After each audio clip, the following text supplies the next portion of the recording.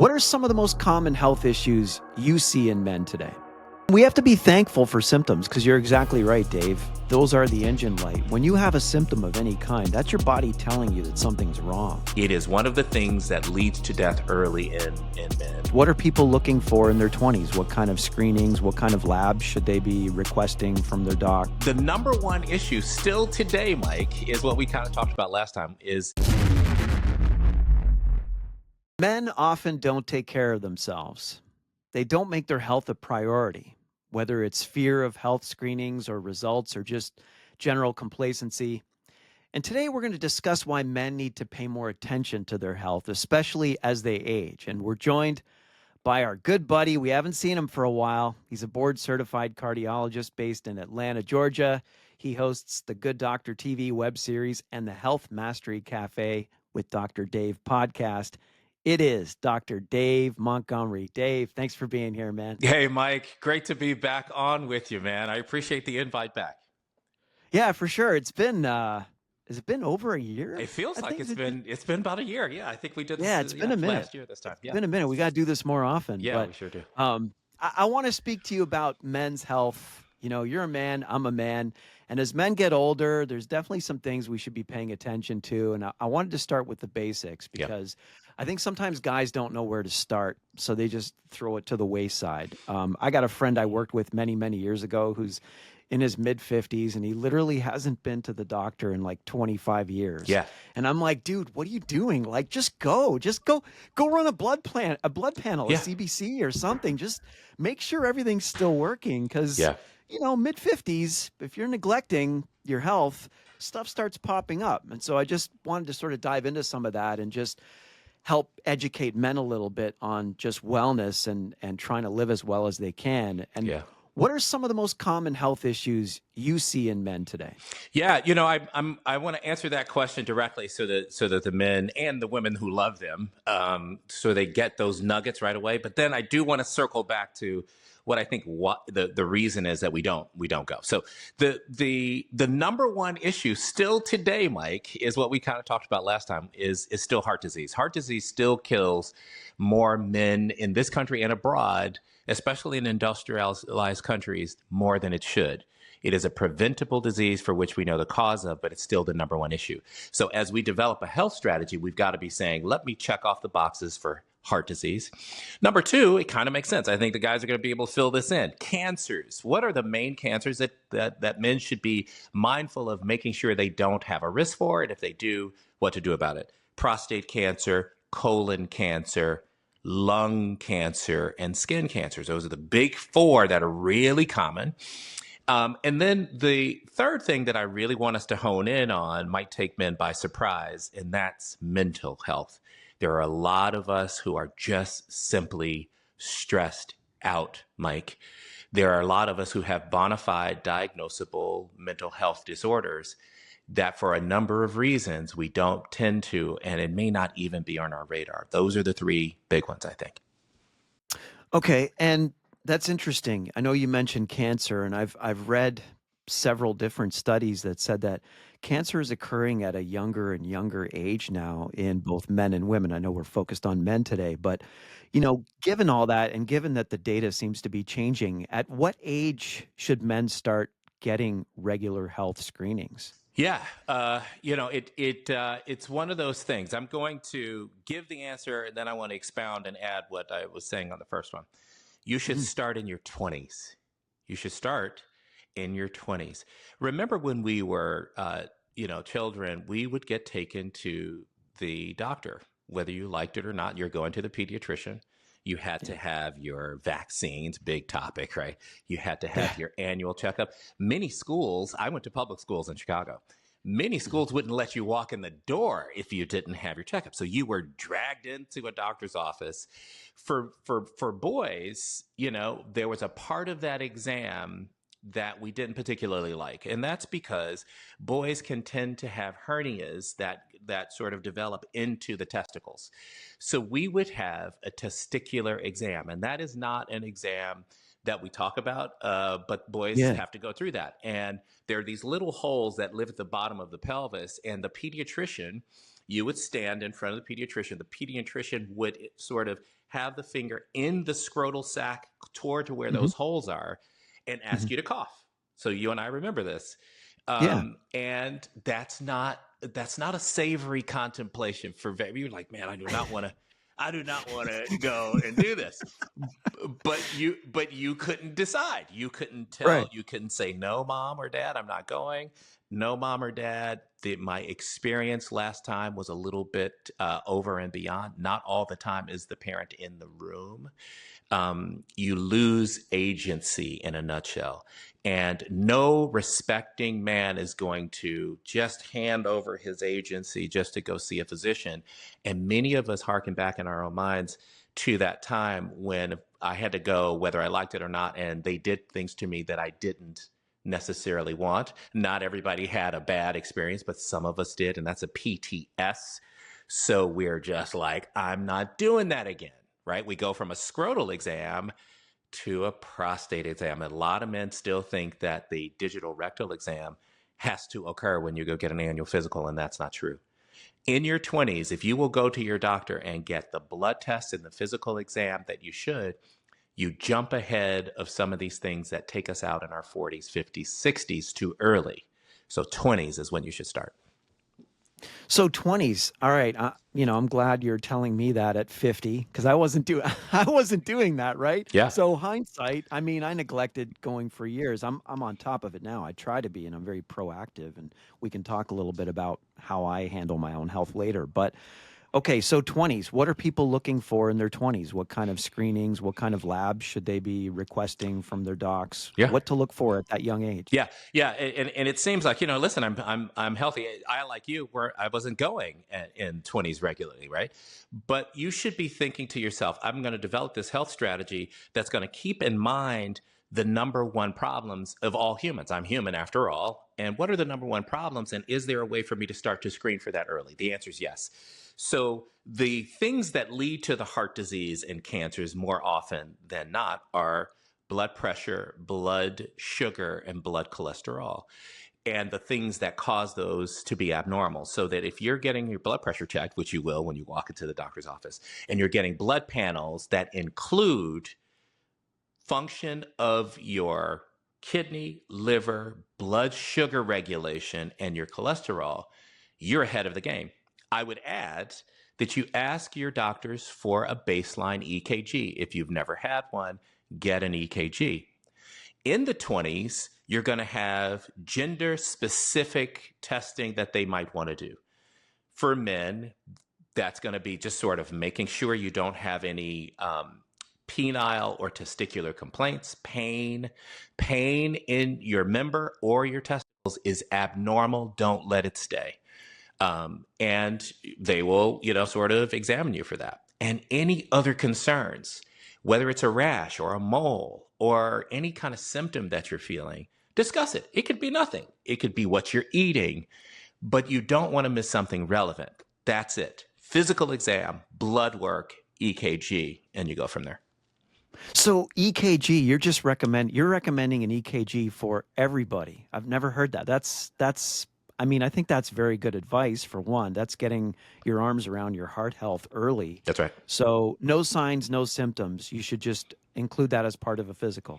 Not everything that can harm you hurts. There are things that you're even born with that don't give you a sign or a symptom. And if you don't check, you don't know. So if you don't get an EKG, you don't know if you've got a variant of normal on one of the pathways that show up on the EKG. You don't have a baseline. What I'm asking all of my young, healthy people is to get a baseline EKG, even, if you're well into your 20s, so that if something goes down later, they have something to refer to. That's the key. Baseline. Okay. So you're a cardiologist. You're talking about blood pressure and 20-year-olds. Yeah. Are you seeing 20-year-olds with hypertension? 100%. Yes. Really? Absolutely. It is. And it's based on two main things. Your blood pressure is based on the genes that you get and the lifestyle that you lead. And our lifestyles have degenerated. in this country Yeah. from where it was before. And that's largely to do with the way we move our bodies or lack thereof, and then the food that Mm. we choose to eat. Those foods, they just have additives and sodium and things that promote high blood pressure. They have calories, they're dense with calories that give us weight. And as a function of the weight, your blood pressure can go up. And then you might just have a gene in one side or both of your family that causes your blood pressure to be uncharacteristically high for a young 20-year-old. And some of the heart disease doesn't start when you're 50 like us, Mike. Yeah. Some of that heart disease is starting when you're a 20-year-old, 25-year-old. If your doctor, here's the point. If your doctor is telling you or your son, daughter, whatever it is, son or daughter, yes, but we're talking about men, that, Mhm. hey, we should watch out for your blood pressure, pay attention. Don't blow that off like, ah, yeah, I'm good, and then go eat the fast food that we ate in the teens and 20s, and keep doing Yeah. that. If there is something that is wrong, go and fix it. If your engine light, if the engine light, Mike, on your car comes on, it's not like, hey, blow, put some air in your tires. If the Yeah. engine light on your car comes on and you keep driving, trust me, you're going to have problems. And it's not going to just be, that the car is good. That's expensive. The engine light? Are you kidding me? Blood pressure is an engine light. It is one of Yeah. the things that leads to death early in men in cardiovascular disease. Go pay attention to it. Yeah, and we have to be thankful for symptoms because you're exactly right, Dave. Those are the engine light. When you have a symptom of any kind, that's your body telling you that something's wrong. And so to ignore that is just irresponsible. Yeah, yeah, yeah, and there's a number of reasons why we don't. We talked about some of them, but the other part is just fear. Mhm. And this last part, which I'm going to insert in here, is just human nature. I go back to the very peak of Maslow's hierarchy of needs. At the very top is self actualization. If I can Mhm. rephrase that, self efficacy. I want to do it on my own. I don't want a doctor to tell me that I have to take a medicine, that I have to do a certain thing. I want to do it on my own. We're built that way. And understanding that in the context of our decision making is really key, because many men make the assumption, I know that. I know that high blood pressure or high blood sugar or high cholesterol or being obese is bad for my long term health, Mhm. but I don't think it's going to happen to me. That is a natural first response. There is a construct called the health belief model. In the health belief model, social scientists in the 50s got together and said, why don't people do what they're supposed to do with regard to their health? And knowing that there are some health issues. This is around the tuberculosis time. Mhm. And they had five constructs, five principles that came out of this to build up a construct. And the first one was perceived susceptibility. Perceived susceptibility. What is my perception? What's my belief? What's my thought about me getting whatever it is they're talking about? If you have this sense that, yeah, I know smoking's bad for me, but I'm not going to get lung cancer, you're more likely to smoke.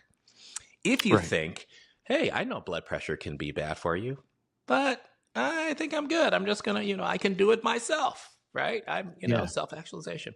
Then it'll throw you off. What we'll know from your doctor is that if there's a family history and your blood pressure is really, really high, that will lead you right down a path of disaster. So listen and fix the light on the dashboard. Fix the light. Yeah.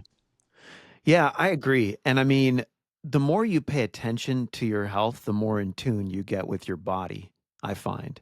And so I try to be very proactive. I mean, some people would say I go overboard. I'm very blessed. I have friends who are physicians. I can go do, blood draws at their office. They're a text message away. So I'm very fortunate in that way. And I have a very active part in my own health and doctoring myself. So I've been chronically sick. I mean, I've shared this in earlier episodes. I had a very lethal arrhythmia. It's a miracle of God that I'm still sitting here. I've largely overcome that issue through a long journey, which would be another episode we can discuss. But I'm fortunate, and because of that experience, I've started to pay very close attention to my health. I was severely hypothyroid many years ago too, and found the root cause of that, and now my thyroid's right in range. And so what I do is I actually check it. So I'll check my labs just proactively.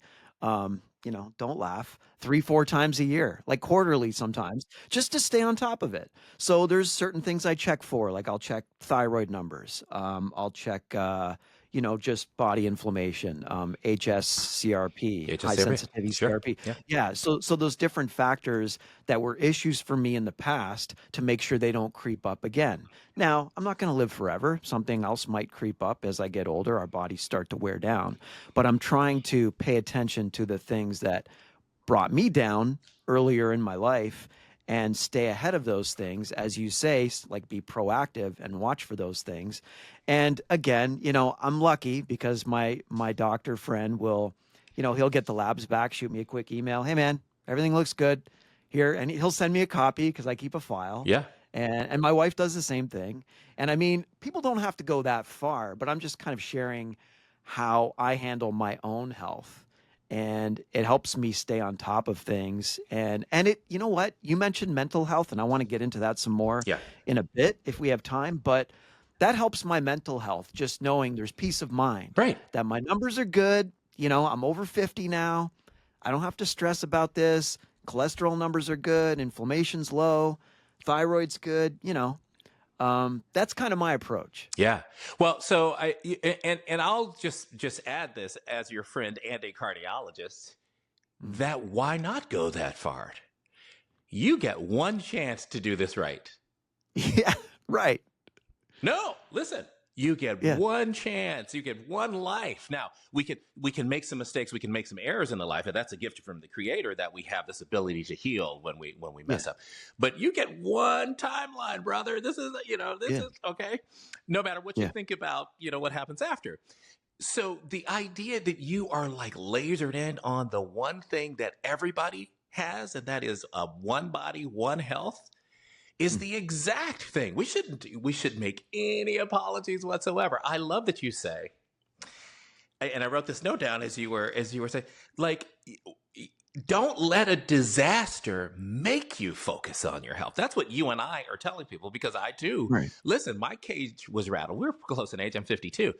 Mhm. My cage was rattled, and I'm like, nope. I'm paying attention to everything, and I do it just like you.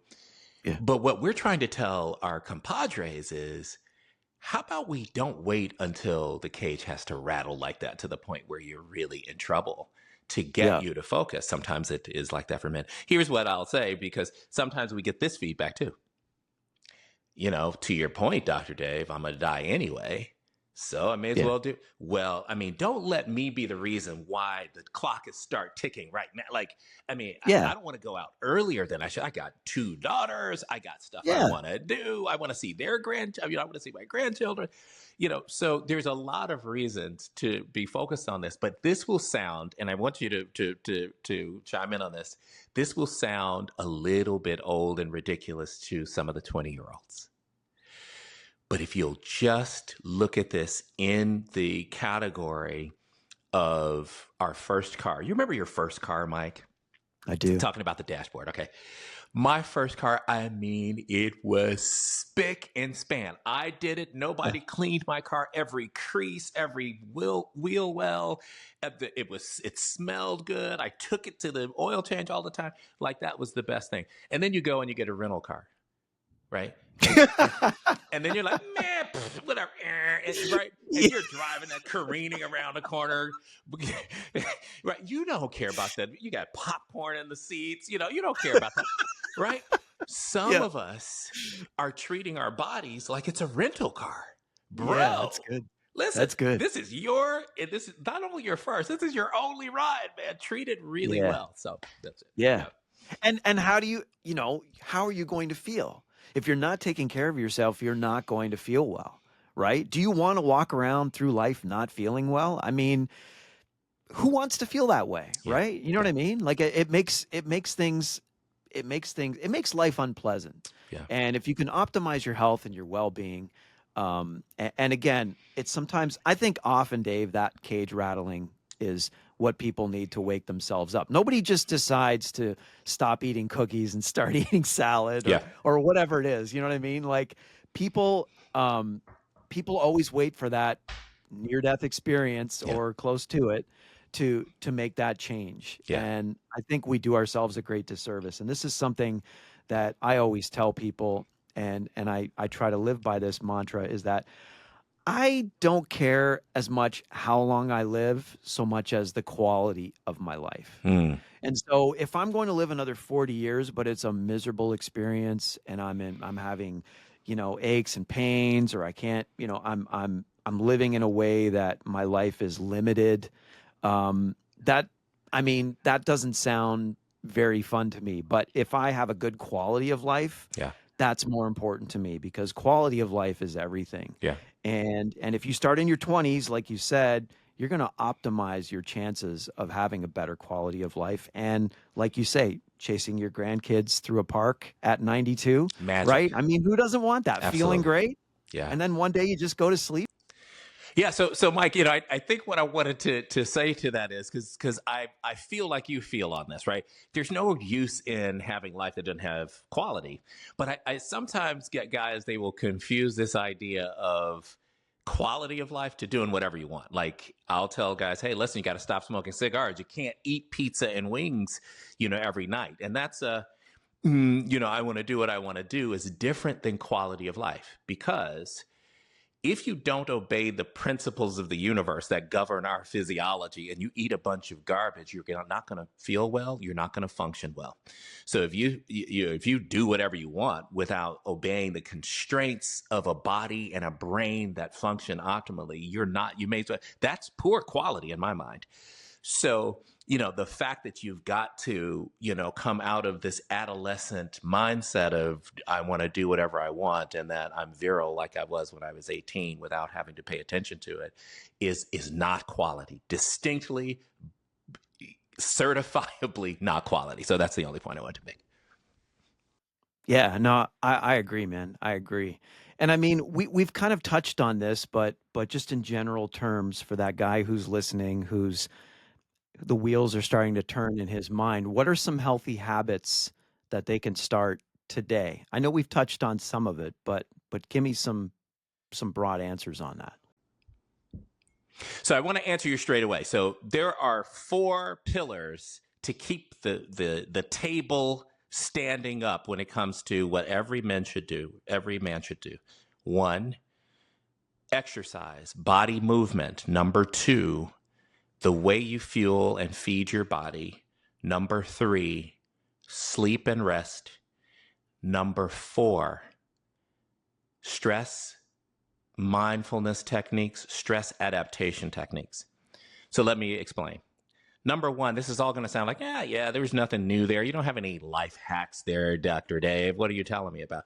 Well, listen, when I focus in on the men who live the longest and kind of paying attention to these blue zones, lasering in on what are these men across the globe doing so that they live well into the 90s and sometimes into the hundreds with quality that we just mentioned.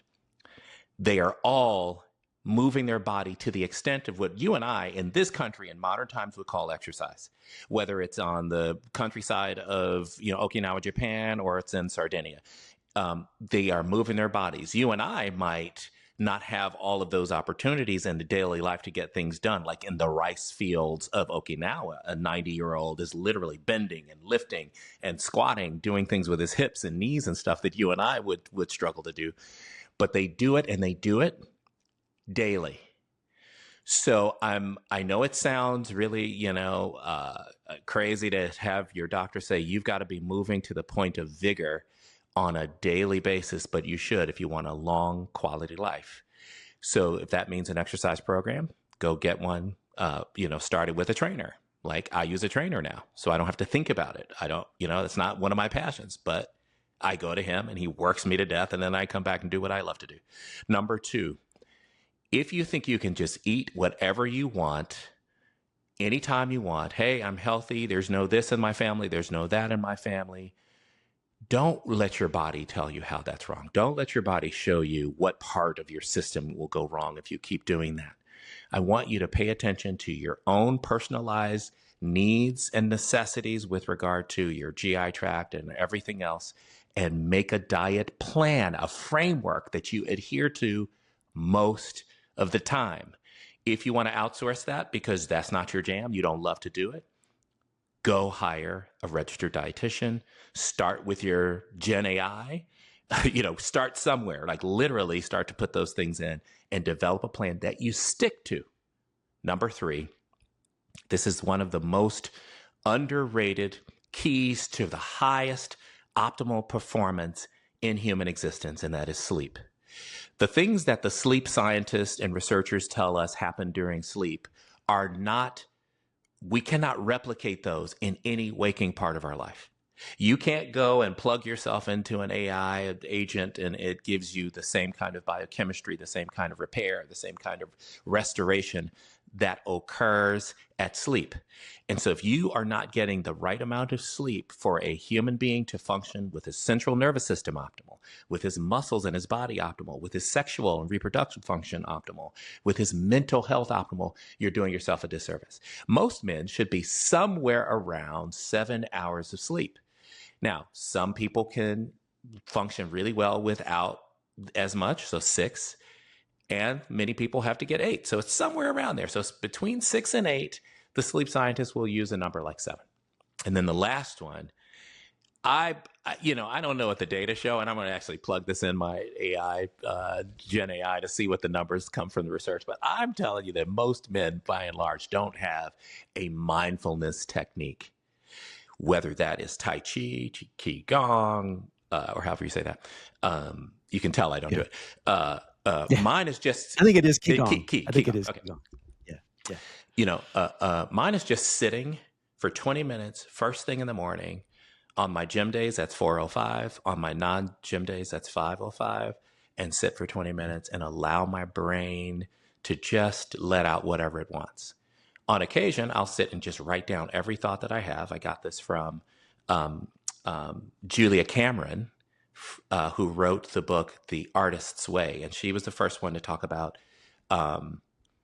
morning pages, where you literally just type Mhm. everything, or you write everything that comes to mind. Stream of consciousness. Don't try to edit it. Don't try to make it look pretty. It's for nobody else, but it's a form of mindfulness. It lets you get off all those ideas and you get some. Yeah. You function so extremely well when all 4 of those things are humming on all cylinders. Trust me, forget about living a long time. How about living right now? You do those 4 Yeah. things, telling you, that's the key. Yeah. I agree. And that touches on the whole mental health aspect that you touched on earlier, and just how people don't take the time. You have to be deliberate about your mental health. If you don't, your life will just run away on you. We're so busy, we've got these phones going off every second of the day, text messages, emails, whatever it is, Slack messages. There's like endless apps, right? You ever downloaded Discord? It just keeps No, going, I know, right? and it's worse than social media, because I'm like, oh, what are they saying? Then you go over to this one. Yeah. It's a disaster. Yeah. Yeah, Be in a room with like 300 people, man. It's pointless, yeah. right? So, I mean, if you don't stop and just pause, like what you said, I mean, for me, it's prayer. For me, it's getting into my devotions. We have to have a process where we just calm our Yeah. minds. A good friend of mine, the dentist I was telling you about earlier, Dr. Ingo Mon, we've had him on the podcast before. He put me on to this thing called the Relaxator. You ever heard of No, that? relaxator. Yeah, Relaxator. You can look it up on Yeah, Amazon. It's like 30 yeah. bucks. And it's a thing that strains your breathing. So you inhale through your nose and then you exhale through your mouth, and it puts resistance on the exhale. So it deliberately slows your breathing and you can adjust it. And this thing works It's amazing. wonders. I mean, you can fall asleep. You just feel your parasympathetic just kicking in. Your whole body just goes into a relaxed state. The calm that comes over you when you start using this, even after a couple of minutes, It's noticeable. It's literally like popping an anxiety med, but you don't have to pop an anxiety med. You feel the physical effects of it. I've had really Yeah. stressful days where I've unwisely checked my blood pressure, and normally my blood pressure is really good, thank God. But I stupidly checked it on a stressful day, and what happens? It just gets higher, right? Because you're stressed, because your blood pressure's higher. So I was Yeah. at like Right. 132 or something. I think the diastolic is the top number, right? Diastolic over systolic? Systolic, my bad. Yeah. So the systolic Systolic number is was like top. Yep. 132, and I think I brought it down to like 117 after 10 minutes just breathing through this thing. Like it was like a blood pressure pill. It was impressive. So Yeah. so there's Yeah. again, I'm bringing this up to say if we're not deliberate, and I'm not good at this, I should be doing this every day.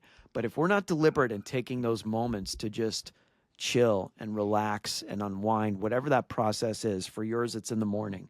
Mine as well. But sometimes I need an afternoon break. Sometimes I just need a nap, like a 10-minute nap, and it just rejuvenates me, right? Oh, it's the Those best. things are just so Yeah. necessary in this go go hectic world we live in, and so many people neglect that. You know. To your point at the top of this, it feeds into your mental wellness. And when we think mental wellness, because there's still stigma attached to mental illness, we kind of push that to the side, particularly as men, because of some of the societal requirements and barriers. But if you'll take your mental wellness and put it into the category of optimal neurologic function, that I'm going to not be, I'm going to make the wisest decision when it comes to the deal I'm making. I'm going to put all of my energy, all of my intelligence into the business plan that I'm developing, that the creativity goes up when I focus on my mental wellness.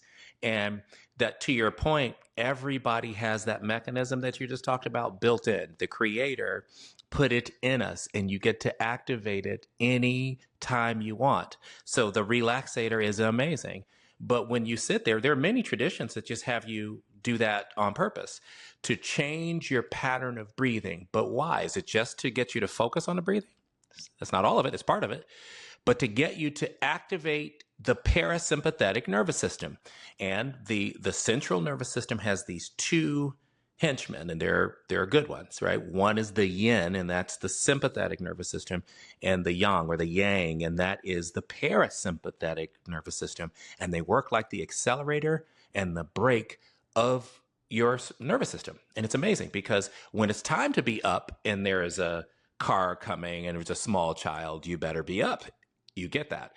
When it's time to be down, you get to do that too. And anytime you take that breathing, all you have to do is focus on that breathing. Like you said, with a relaxator or even at home, breathing in, you immediately get a dose of internal intrinsic medicine that makes you feel amazing out the gate. Now, who doesn't want to do that? Like, Mike, when I do that, I'm more patient, I'm smarter, I'm doing more healthy things, for myself, my family, and for the thousands of patients that we see a year. This is big, man.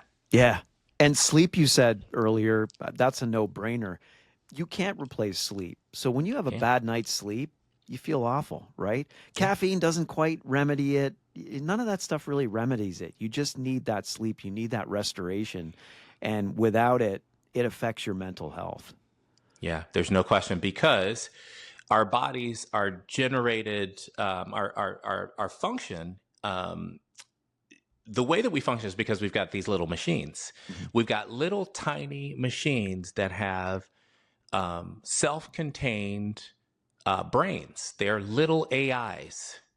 There are 70 trillion of them, and we call them cells. Isn't this amazing? Yeah. We've got a bunch of little cells that work on their own as agents, and they talk together to make this symphony called your body and your physical and your mental health. Isn't this amazing? Yeah. And because they're little machines, that something can go wrong. One of the nuts comes off, or a belt is not running right, or Yeah. right. In current AI, we call it hallucinations, right? It's just making stuff up. Yeah. The nice part about the machines is that it's got a self-corrective mechanism in it, right? So all of our cells have an ability to fix what went wrong, whether that's on the cellular macro level inside of a cell, we're talking about organelles, Hmm. or it's on a micro level inside the cell, and that's DNA, let's say. Hmm. You've got DNA repair, you've got cellular repair. Guess what happens when you sleep? That repair goes into hyperdrive. So you repair the things that have gone wrong throughout the day for the 70 trillion cells. This is unbelievable, okay? Yeah. And AI has nothing on this, by the way. So the creator is like a league. You can't even fathom how difficult this is. And to get all 70 trillion of them to work in unison? Are you kidding me? Like, what in the world? Who developed this thing? I mean, if you don't have if I don't want to get into religion, but I mean, come on. Yeah. Somebody is is wisely designing all of this on purpose. If you don't sleep, you don't get the repair, you don't get the restore, and therefore your 70 trillion cells, by definition, don't function optimally. Now, who wants that? Nobody wants that. Yeah. Go to sleep. Nothing that you're doing in the wee hours of the night when your body's trying to go to sleep, we call that sleep hesitation. And you try to wake up. No, stop doing that. Your body's telling you, I'm pushing you to sleep for your own good so that Yeah. you're a better person the next day. And I had to learn that the hard way. So Yeah. sleep. Yeah. Have you ever done a sleep study? I've never done a sleep study. No. Have It's you? fascinating. I have. I have. Yeah. It's pretty Yeah. wild when you look back at the results. I forget the device I had. It was a Bluetooth device I wore on my finger for 3 nights. And it's amazing when you look at things like heart rate variability and the way your heart goes up and down. Like, I didn't know this, but you're at various times and stages of sleep. I don't know if it's REM or some of the other stages, but your heart actually surpasses 100 beats per minute while you're sleeping. And so it elevates. And so it's just fascinating. And I looked that up because I'm a naturally curious person. Like, why am I doing these like cardio workouts while I'm sleeping, right? Is that normal? And apparently it's physiologically normal. And it's part of those repair processes, and your body's doing whatever it's doing, and it elevates your heart for that period of time. I don't remember the duration, then it brings it back down. It's amazing how we talked about this with Dr. Stasha Gomanak, who's a sleep specialist that we've had on several times on previous episodes. And your REM sleep, we say we need a certain amount of REM sleep each night, but she was stating, like, I noticed in my study that the 3 nights in a row, my REM sleep was different each night. It wasn't the same. And one night it was longer, the other night it was shorter. Now, I had a really good 7-hour night's sleep followed by like a 4-hour terrible sleep. So I got to see the whole spectrum within these 3 days. And apparently, Dr. Gomanak was saying that your body only gives you as much REM as you need that night. So it's variable. You don't need that fixed amount. So if you got a good night's sleep before, if you got 7, 8 hours the night before, you might not need as much REM the next night. Your body knows. And so it's just Ah, amazing how intuitive the body is through every physiological process, and how important sleep is, yeah. you know? Yeah. And it'll do it by itself if you just abide by a few key principles, man. Yep. The body will fix all kinds of crazy stuff. And here's the other part, the forgiveness that's built into the body. Like, I was a knucklehead when I was a teenager. I should say adolescent, because I was well into my 20s, still doing this crazy stuff. Yeah. And your body is like, I forgive you. Yeah. We're going to forget all of that stuff, and I'm going to just fix it. Talk about grace. Like, I don't care Yeah. what your religion is, but it's built. You can't shake it, Mike, if you wanted to. The grace is built into your cellular fiber. There's a scripture that says, I will put my law in their inward parts. Mm. It's in Isaiah. I think it's Isaiah. Uh-huh. Where it is. I will put my law in their inward parts. You can't shake the law out of your. No. I will put my word, my law in their inward parts, and they will be my people. That's And incredible. I will be man. their God. Yeah. That's incredible, man. Yeah. Yeah. Dave, this has been a lot of fun, and I'd love to have you back on. Listen, you just say the word, I'm back, man. Awesome. Well, listen, plug Yeah. your podcast. Where can people find you? Yeah, no, thank you very much. So the Health Mastery Cafe, I'm really excited about where we're going next. We've got some great guests coming up. The podcast really, Mike, is about, it's physical, mental well-being, and mindset topics, right? We don't limit it. We everything's on the table if we can be better with ourselves or for ourselves. So it's about mastery, health mastery, the Health Mastery Cafe. So at the Health Mastery Cafe on YouTube is where most of the long form episodes live, and Health Mastery Cafe on social media. I'd love for you guys to join us, be a part of the conversation, and then let me know what you guys want to hear. Awesome. We'll make sure to drop that in the show notes. Dr. Dave Montgomery, thanks for hanging out with us again, man. Always a pleasure, Mike. Great to see you, man. Take care. That'll do it for this edition. We are out of here, and drop us a comment. We always want to hear from you guys. Men, for the men out there, how serious do you take your health? Do you think about it? Are you proactive, or do you just throw it to the wayside? Drop us a comment, let us know, and always check out what we're up to at mikecpodcast.com. Until next time, bye, everybody.